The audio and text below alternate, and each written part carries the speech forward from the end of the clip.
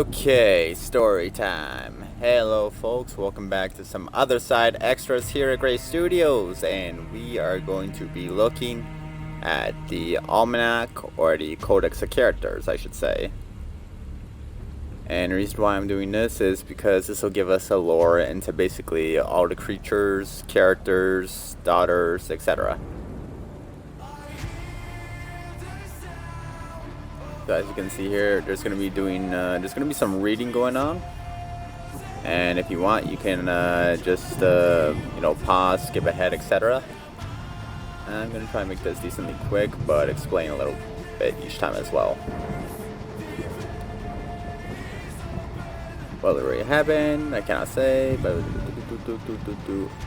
okay, so basically this is the Red Mother's last wishes and memories, or aka the Mother, after her death. She's got no body anymore, so now she must provide memory, which is basically a primordial being from the other, past the veil. And then we have the actual mother here. And due to her being a chosen one of memory, the other, she attained immortality, which is why she's able to live for centuries. Master of the sword, the pistol, the shield, and many, many other things. And here we have the child. The child was the protagonist, at least until after you defeated him. And all that's really left to say is what this kid went through, basically. Would be a living nightmare among nightmares, I mean, really. Thinking about it. So, how to begin this? He was young, he had the same symptoms as any other chosen ones. Pale skin, white hair. But then all of a sudden this disease went rampant. He became infected, but because of his being a chosen one, he didn't die, but rather instead was a carrier of the disease. So the doctors found him, and of course of any type of experimentation of finding a cure, they did many, many numerous things, particularly the surgeon, i.e. slicing him up with scalpels, digging into his flesh with scissors, starved, freezing, into a lot of pain. Of course, that was only just the beginning. Later on, as they tried to find a cure, eventually they couldn't, and was rescued by an orphanage, by a maid and a deacon. But I shouldn't really say rescued, because after that, he got locked into a basement for being named a devil's child, or Plague, to be specific. Soon after going there, though, he befriended the maid. And while he did receive a few lynchings and beatings from the deacon more or less focused on the maid due to more adult reasons, per se. Being locked in a cellar, hearing all this happening to your first friend will definitely do a lot to your psyche. Anyway, as the days goes on, wow, I've mispronounced that completely. But anyway, it's so funny. So, long story short, the deacon finds out about the bond of the child with the maid and locks them both in the cellar. The maid, already being brutally abused and beaten, still lives. However, in a weakened condition, with the environment of a damp cellar flooded with clay, and a child's disease, it wasn't long before she became susceptible to disease and eventually died from it. The child blaming himself for this, really thinking that he had killed his only friend, finally went berserk and took an oath of vengeance with his chosen one, and that would be Suffering. Ironically enough, Suffering being one of the guides to the Surgeon and the Deacon, providing voices and hints. Bright Souls. Basically, the rescue daughters that didn't have any kind of combat memories in them. The passive souls of the mother. You rescued them, and they either granted you vitality or they resurrect the daughter. If you play Nightmare, though, it's just resurrect all over again. But yeah, the mother just wanted to set them free of, the battlefield. Just as she wished. The Blade Master. Heavy hitter. Very movable, but fragile. Unlike her two sisters. Well, three I should say. How she gains her skills is through the mother going somewhere in the Far East to learn the way of the sword. As you can tell by the outfit there, it kinda has a kinda Far East kendo type vibe, if you know what I mean. Here, the Shield Bearer. Now this was when the mother traveled more west, when there is around the Crusade times. Of course there, she picked up a new skill as well. The Spear and the Shield. Now, the Shield Bearer, obviously, as the name implies, means that this daughter was meant to protect. And basically made sure that she was the vanguard of all the journey. It would also explain why the mother received some of her scars during that time. And the Soul Slinger, Wild Wild West. Now, as where location goes, I really can't say, but mainly because I don't know. But this could either be somewhere maybe on the Western continent or still around the European area. But regardless, the mother lived long enough to learn some gunslinging skills during her journeys. As technology progressed and new weapons developed. Supporting and dealing with enemies from a distance.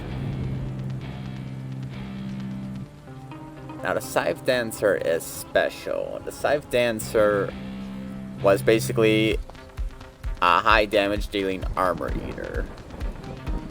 And while she had a lot of actions that costed a lot of AP, her startup and, restartups in case she exhausted those AP below 50 were rather quick. And the Scythe Dancer, created from the suffering and misery that the maid endured at the hands of the Deacon. Okay, here we go. Now, as the plague was spreading around the area where the child was born, crazy cultists dressed in doctors' gear began kidnapping people.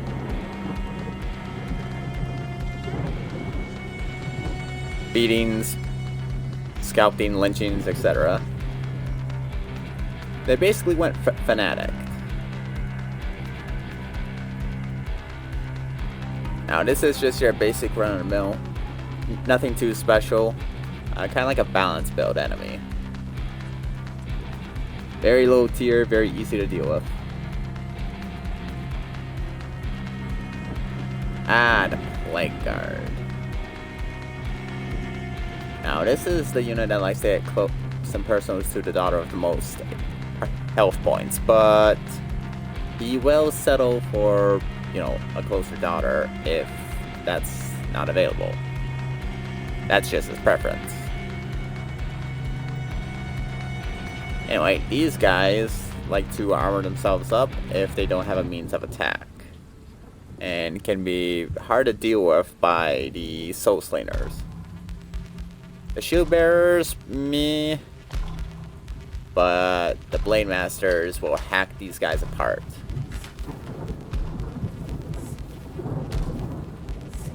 Butchers, ooh. Butchers are exactly what the name implies. They had more health than the doctors, and they had a bigger bite. And by that I mean that axe. Butchers were no joke, and they would hack you apart pretty quick if you didn't deal with them soon.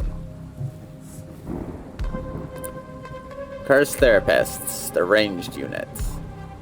These units were frail, weaker than Plague Doctors, not too much movement speed, and they didn't really like to shoot right away unless you got really close. But, as I said, if you let their ability charge, they did massive damage. And these ones aim farthest on the timeline. The Prophets, ooh. Yeah, this one, these ones, this is where we get to the evolved strength. The Prophet was basically a mix of the Butcher. The Butcher's damage potential with the Plague Guard's armor boosts. And far stronger than both of them put together, with a lot more HP. So as you know, these ones are far more harder to deal with. Curse Witches, ooh. Now, the Cursed Therapists, they weren't too bad to deal with since, you know, their mechanics and their low HP. Curse Witches, though, they were stronger. They could actually take a hit, and they did have the delayed actions, but they had farther range. They were more likely to fire quickly, and their area of attack, well, their charge shot did area of attack damage, which also packed a big punch.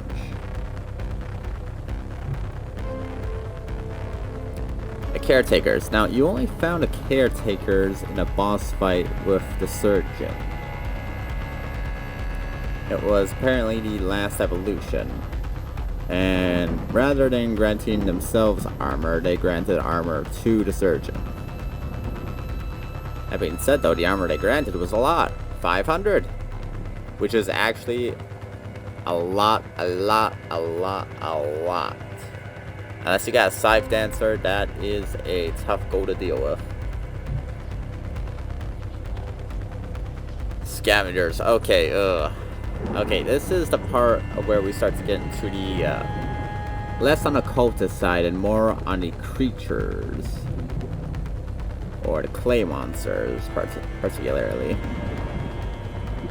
Now, the Scavengers were basically, cheap units that used movement speed, action point speed, which is basically means that, you know, they had actions early on in the timeline. And, you know, low-powered, multiple attacks. Granted that their health was low as well, but they also had a decent dodge capability. Thus, they hunted the packs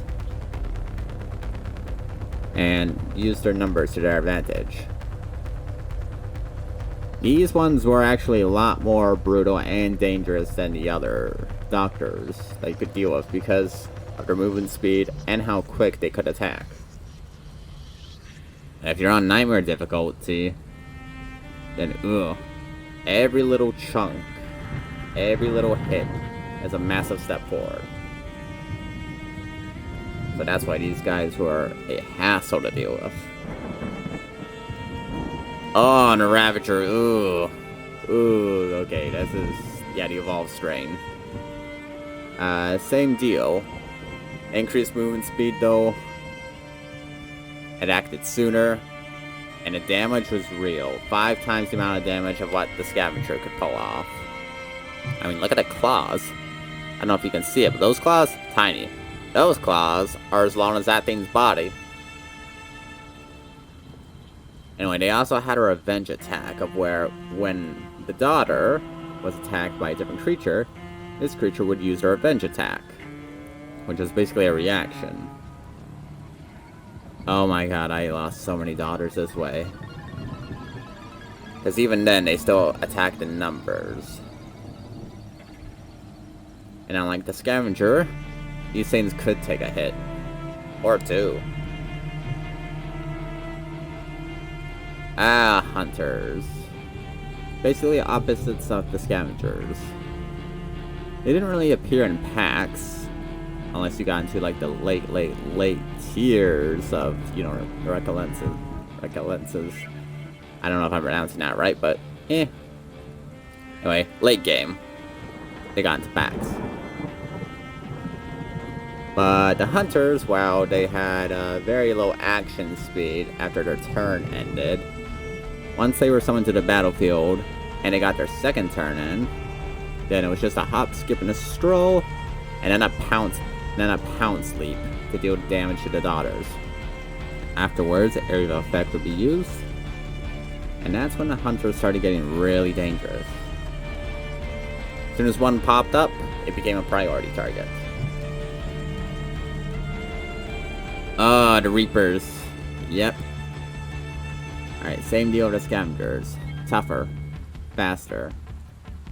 AP speed was not really much different, but it could use more abilities in its attack, as well as charges. In short, this thing was a nightmare to deal with, especially in packs.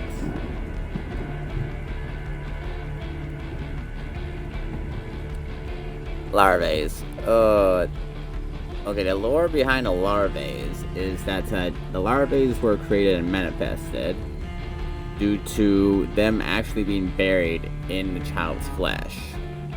After all, while the child didn't die from the disease, he was still a carrier. Combine that with malnourishment and being experimented on 24/7, as well as the horrible conditions he was living in, larvae grew into the child's flesh. And since he was lonely, he called them friends. Dark stuff right there. Anyway, larvae were tough. They could use a self-armor boost or sticky silk to give them massive armor, as well as a massive attack should you attack at the wrong time. Not to mention their root ability, which would force the daughter to basically be rooted to the ground and unable to move, unless you use her AP abilities to move for her. But the thing with a rooted daughter is, if it's rooted, the larvae can continuously inflict damage to that daughter. So annoying. The maggots. Yeah. Yeah. Everything plus the larvae, with the exception of the rooted ability, being able to instead root multiple daughters in an area. It was not fun. Infected. Now, as I said before, the child got taken to a group of surgeons. And he was also infected with the disease. He wasn't the only one at the hospital. This basically meant that the child and the other patients there were, you know, experimented on, but especially the child. Mainly just because the child could actually survive that disease. Now, the abilities of the infected are that they're slow. That's one of the things to mention. But if you get close during their startup turn, they do have a massive, it's not a melee attack, but it's like a acidic spray that does lots of damage. Not to mention the armor boost capabilities to its allies. as well as healing abilities. Finally, these things were sharpshooters. While the damage it did was minuscule, the ability to reduce armor was something to definitely fear these creatures and make them a priority target. The range on that ability too was basically insane. Infested. So yeah, the upgraded forms of the infected. The difference being though is that their abilities for healing and inflicting shields also boosted the timeline of their other infected. Not to mention providing stronger armor and boosts of health, damage, and everything else. It could also use this in a group setting. The healing anyway, not the armor. And the range on these things also doubled, with armor being reduced drastically again, so these things also became a priority target. Worms. There's not really too much lore on the worms, really. The thing you could say about worms is maybe they were the larvae being born inside a child. But anyway, worms, their combat capabilities were to appear from one end of the map. Their turn passes, they appear right next to a daughter on the other. After that, then they had their charge ability. 60 timeline points passed later, they emit a shriek that does large area damage surrounding it. Luckily though, if you made the worms a priority, they were easy to deal with, and because they came to you, across all the way to the map, they were easy to single out.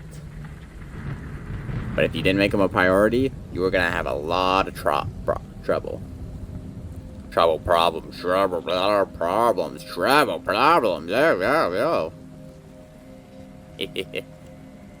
As you can see, I'm having a little bit of fun with this. Lost souls. Okay, this is where we start to get to the heavy stuff. So, just like the bright souls, but being the opposite. Lost souls were just that. Lost souls that could not be saved. These things were literal ticking time bombs. If you didn't destroy them quick enough, they went kaboom. And destroyed all your daughters. With 6-digit number damage. I can say that because I experimented with it one time. Literally in the 6 digits. Brutal. The Grieve Master. Oh, my daughters. No. Corrupted fallen daughters. More particularly the Blade Masters. The Grief Master shared many abilities with that the Blade Master had. Some of the better ones too as well.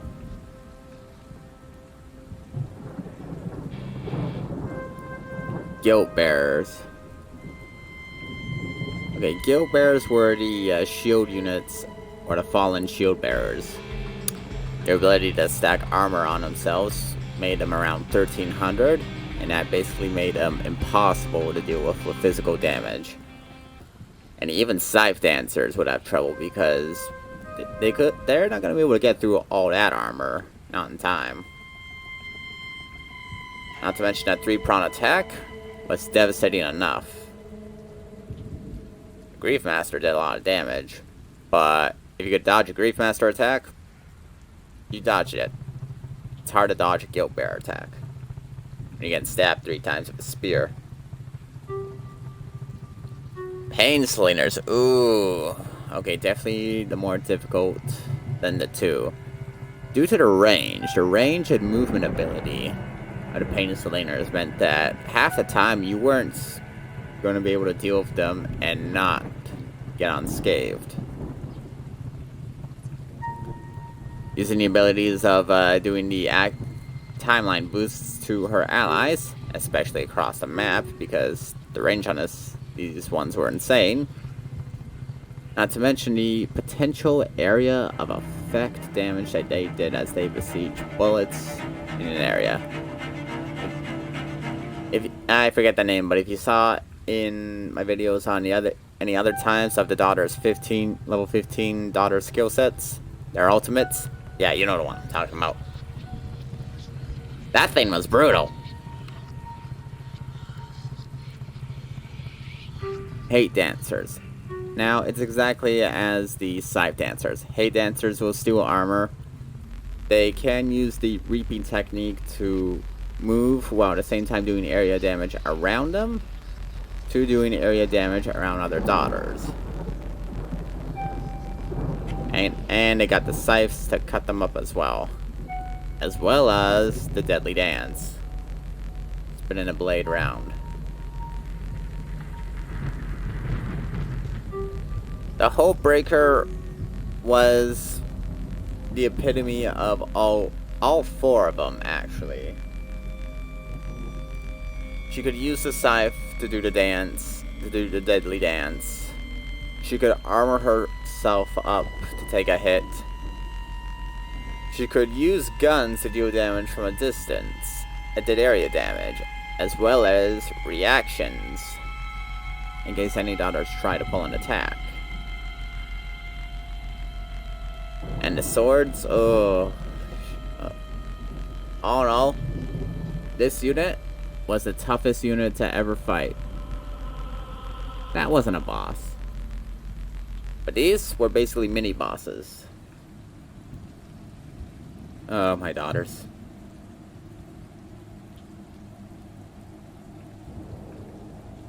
Alright, we got into the creatures and what they do. But now we got into the more popular characters, or more important characters. Now the surgeon. So yeah, the surgeon was a doctor. Obviously, you see the beaked mask there. And if you know anything about history or whatnot, the masks that they wore was basically around 1800s back in Europe. Going back to even the Black Death era, around the 1300s of the Black Plague. And he was obsessed with finding a cure. So, he found a child, obviously. And what do you do when you're trying to achieve a lifelong goal? And you got a patient who can't die? Repeated experimentation. The cutting, the slicing, the scalping, the skinning, the ripping. You name an experiment, chances are he did it. Well, the ones that had scissors and cutting, of course. Hence why he had those dual swords when he was in his monster state, I should say.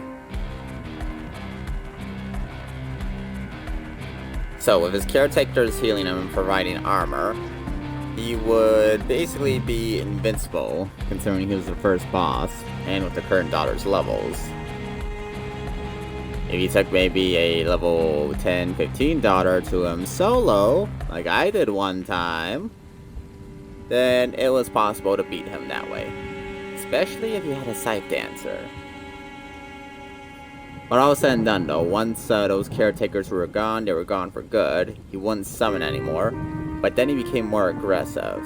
Started getting multiple attacks, would attack by pushing a daughter away, and then would use a charge ability that would do area damage. He was able to move fast and move far, but his attacks were predictable. As long as you could somehow keep delaying those attacks, you would eventually win. But, like anything in Nightmare difficulty, you're still taking damage from those reaction attacks. Or those special abilities that cost health.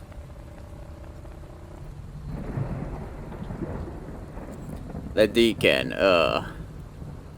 Okay, you could argue the surgeon was either evil or crazy. But if we were talking where the surgeon was kind of leaning on, it'd probably be the crazy side. The deacon... Well, the deacon was just a wolf in sheep's clothing. I mean, look at that smile. That is the smile of a diddler. But anyway, we're moving on. So, the deacon, as I said earlier,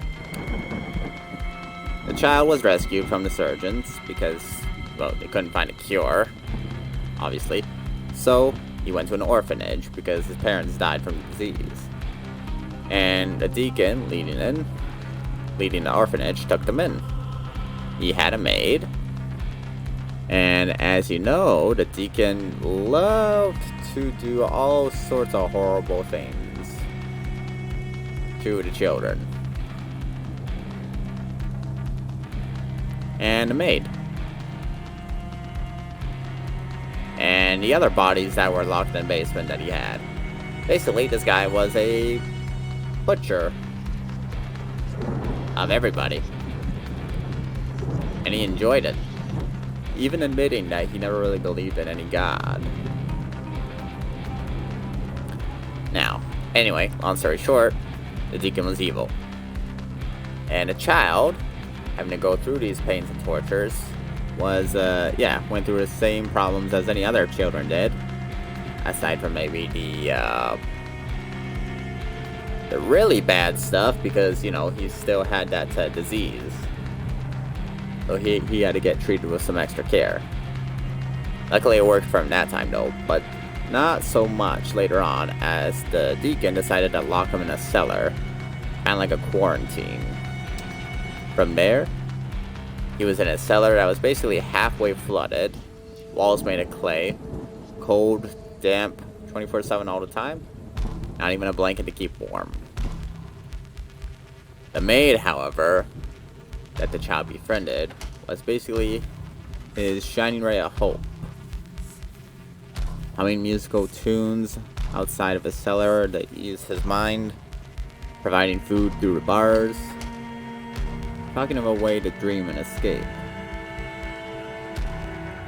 But the reality of the situation was different, and obviously the deacon, being the deacon, made the maid a priority target for his abuses, would be the correct word to use. At any rate, the child could hear a lot of this through the bars, and was basically just, well, to put it to you simply, enraged. He was stuck behind a bar door, unable to do anything, unable to protect his friend from getting assaulted and beaten by this deacon who was supposed to protect. He had already been cut, sliced, and stabbed before, so he already went through pain. At that time, though, he learned of a different pain. One more emotional, psychological. He slowly started to sink into darkness then. Now, the deacon, in terms of, being a fighter, as you are dealing with him in the boss room, he can move fast. He's got multiple attacks that like to do damage to daughters. He likes to focus on the ones that have the least amount of health, that I've noticed. And after charging up his little keyblade, when the little, where you grab the key to turn doors and whatnot, when that part starts to, glow, that's when he starts to get into a more of a rage brute mode and lays a smackdown on the daughters. Should he end up destroying a daughter through this, he will get a boost upon himself. As he gets weaker though, he will start to lay down some area of effect attacks surrounding his body and across. You need to be mobile for this one. And you need to have teamwork. Surrounding the Deacon is your best bet, followed by reaction turns. Since he doesn't have much in terms of reaction himself, but he will still use distance and least amount of health to his advantage. Plus, he is a lot more tougher than a surgeon. Just putting that out there. The maid. Yeah, she also lost her parents to the Deacon. And with the music box in her voice, she would sing lullabies to the child to keep his heart calm, provide food, and protect the other children by placing herself between them and the Deacon. Well, as I said earlier, the Deacon discovered what the child and her had planned and locked her in the basement. Eventually, she had died and succumbed to her injuries, finally causing the child to lose the only friend he ever had, and thus sending him into his rage against the world. Now, in terms of combat, the maid is confusing to deal with at first. She has two abilities, one in which allows her to use a reaction to attack melee units, and one to attack range units. And both of whom are different, they will say. She also has a sweeping motion attack that if you somehow get caught into it, not only will it deal a large amount of damage to you, your daughters, but she will also regain that health back as well. She also has some passive skills. Each time you move, she'll gain armor. Each time you attack, she'll gain health. And she starts this at the beginning of the map, right before she goes to one of your daughters to land the scythe swipe. Other abilities use area of effect areas, a lot of which are basically the waveforms and crosses.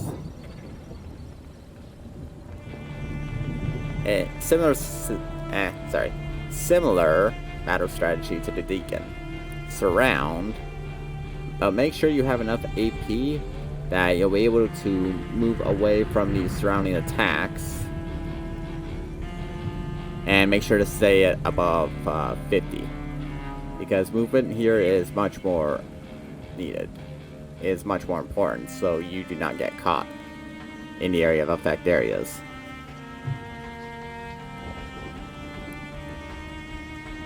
Now, the nucleus. The nucleus was basically the egg of suffering, the shell, what housed it, because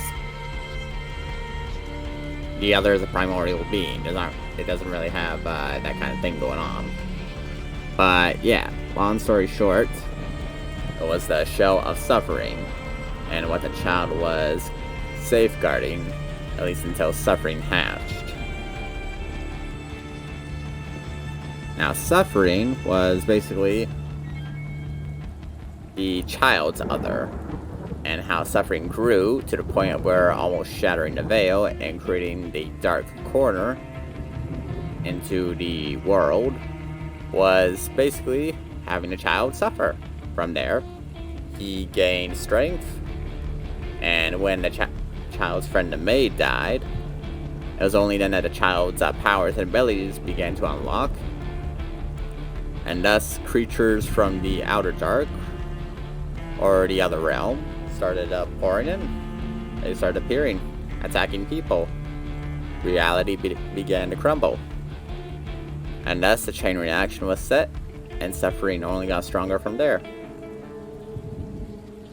It was the beginning of his introduction to this world that lied beyond the veil. The egg was easier to deal with. Just spawns daughters, just keep away from the lines that he shoots. I don't know.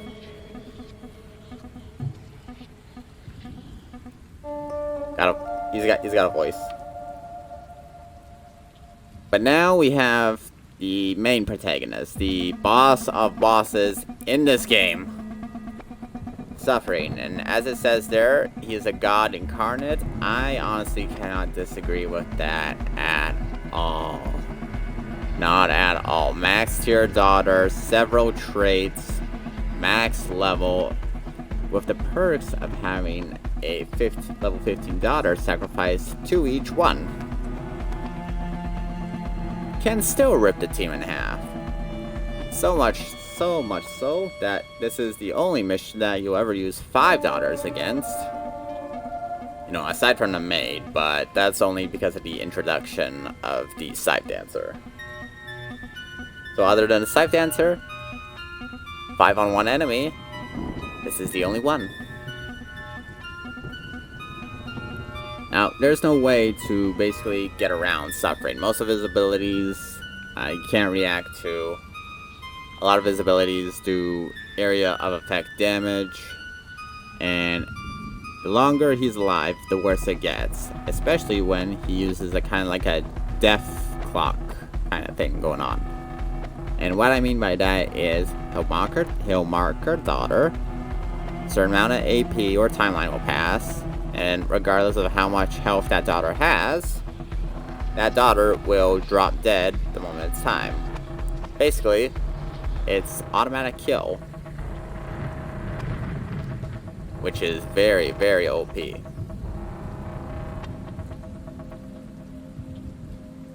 Suffering is tough, as well as he's got a little bit of armor.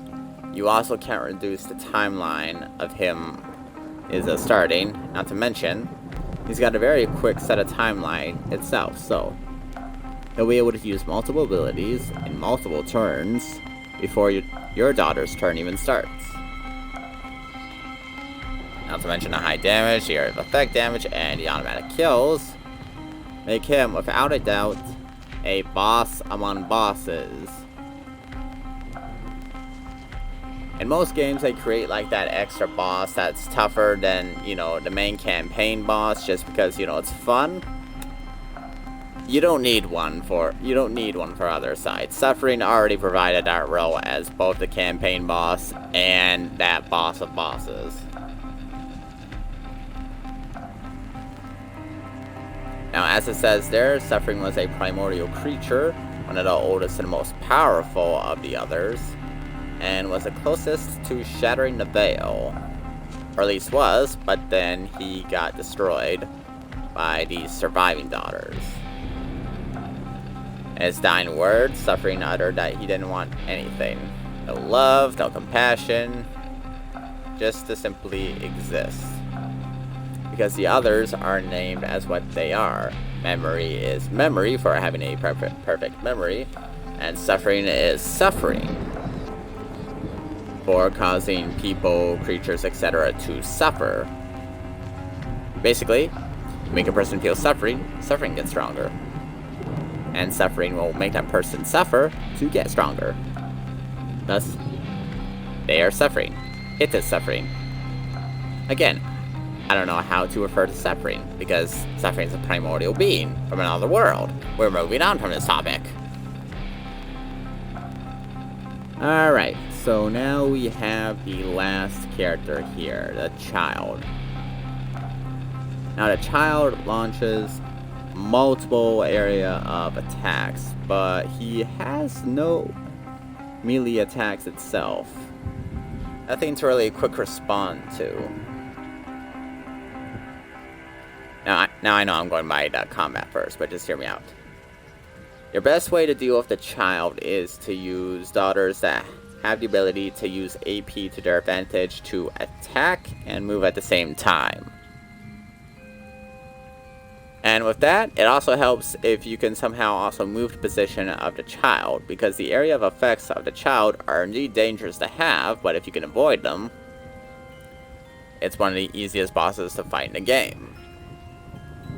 If you can't avoid them though, you're gonna have a really bad time. As the battles progress though, however, you're not going to be able to avoid those attacks because the child will start to get first strikes. Not to mention, an ability that targets across the map the farthest daughter. That causes her to be rooted and take massive amount of damage. And these first strike attacks that he has will also deal area damage as well. Movement is crucial. Now, I talked about the combat, so I'm going to go with the lore. After his friend, the maid, died, his transformation basically became complete some way. He gave himself to rage, suffering, etc. His personality changed. Not quite a bit, but definitely a lot more hostile. His voice definitely was a lot more darker. It was a lot more, well, sadistic would be the words to use. Now after his friend died, as I said before, his rage, he shattered the veil. Suffering became an egg as an incubation tool. And he started the process of basically breaking the veil, which would cause reality, and basically not reality, which would be the other's homeworld, to merge, to open the doorway. And that's how created this entire effect, this entire situation.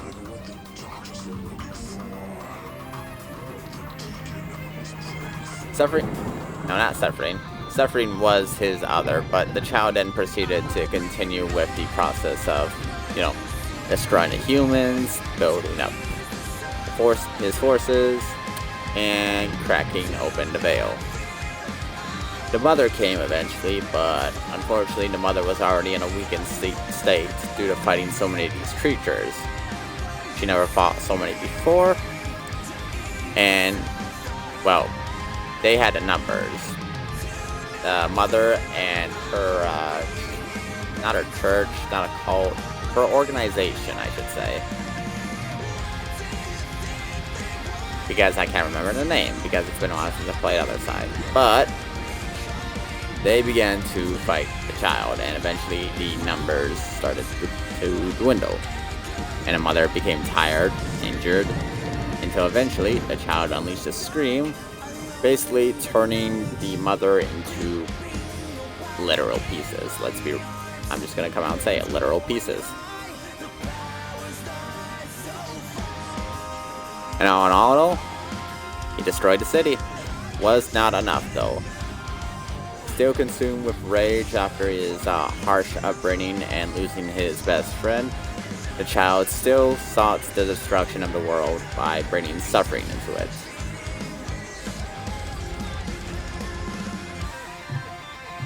Alright, and that's pretty much it. Wow, that took a lot longer than I thought. Like, a lot longer. I thought it was going to be a lot quicker than that, folks.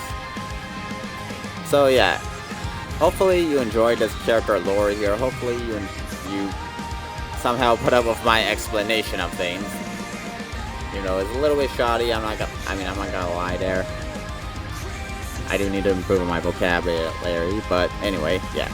Long story short, if you did enjoy this video, and if you enjoyed getting a good laugh of me rumbling and getting words wrong, which isn't all that surprising, then consider subscribing to my YouTube channel. Here I go again. Give it a like, don't forget to share, and check out my Twitch channel, The Grey Cog, on, well, Twitch. Anyway, that being said, folks, I'm going to call it here. Have a happy day. And sweet nightmares. Bye-bye.